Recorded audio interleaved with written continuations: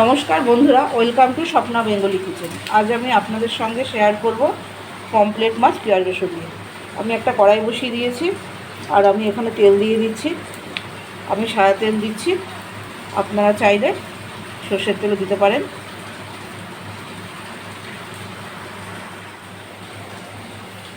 তেলটা হয়ে গেছে আর এই যে পমফ্রেট মাছ আমি ভালো করে ধুয়ে নুন হলুদ মাখিয়ে রেখেছি। এবার এই মাছগুলো আমি তেলে ছেড়ে দেবো।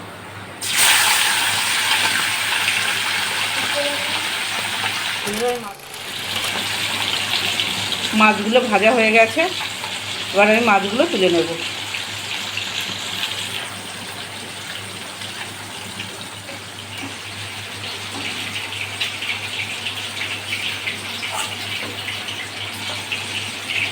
এইভাবে আমি সব মাছগুলো ভেজে তুলে নেব। একটু কালো জিরে ফোড়ন দিয়ে দিলাম আর এই মাছের বাটির মধ্যে আমি আলুটা ভালো করে মেখে নিয়েছি, এটা আমি দিয়ে দিচ্ছি।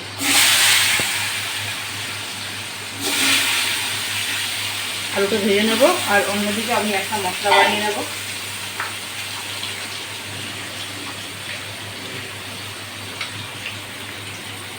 আমি একটা মিক্সির জার নিয়েছি, এর মধ্যে আমি সামান্য আদা দিলাম, 2-3টে রসুন দিলাম আর আমি কাঁচা লঙ্কা দিলাম।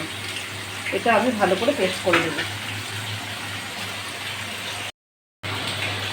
আলুটা ভাজা ভাজা হয়ে এসেছে, আমি এতে পেঁয়াজ কুচিটা দিয়ে দিচ্ছি।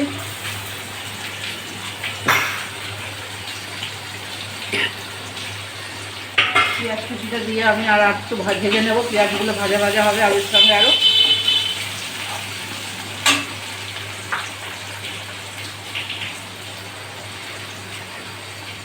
আর আমি আদা রসুন লঙ্কা দিয়ে পেস্টটা বানিয়েছি, ওর মধ্যে আমি একটু হলুদ দিয়ে দিচ্ছি,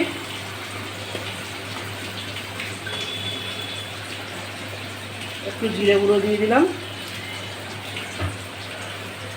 আর কালারের জন্য আমি একটু লঙ্কার গুঁড়ো দিয়ে দিচ্ছি। আর আমি দেবো একটু নুন।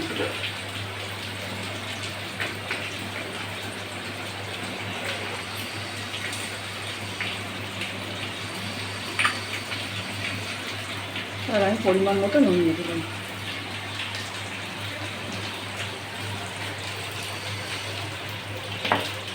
পেঁয়াজটা আলুটা ভালো করে ভাজা ভাজা হবে, তারপরে আমি এতে মশলাটা দেব।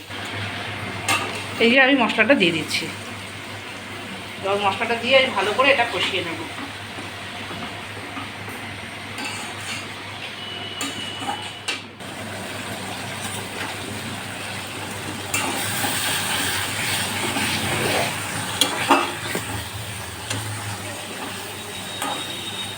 মশলা থেকে তেল বেরিয়ে গেছে, মশলাটা ভাজা ভাজা হয়ে গেছে। এবার আমি এতে জল দিয়ে দেবো।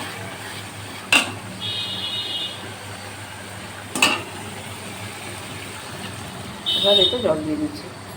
জলটা একটু ফুটে উঠুক, তারপরে আমি এতে মাছ দেবো। ঝোলটা ফুটে গেছে, এবার আমি একে একে এই ভাজা মাছগুলো দিয়ে দেবো।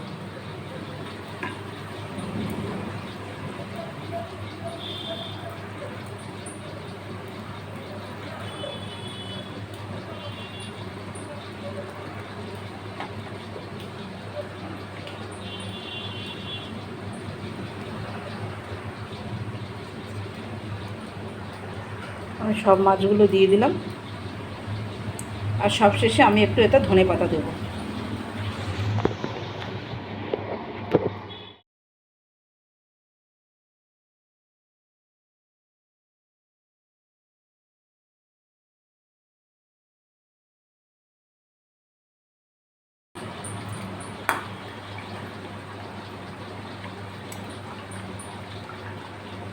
এবার আমি একটু ধনেপাতা দিয়ে দিচ্ছি।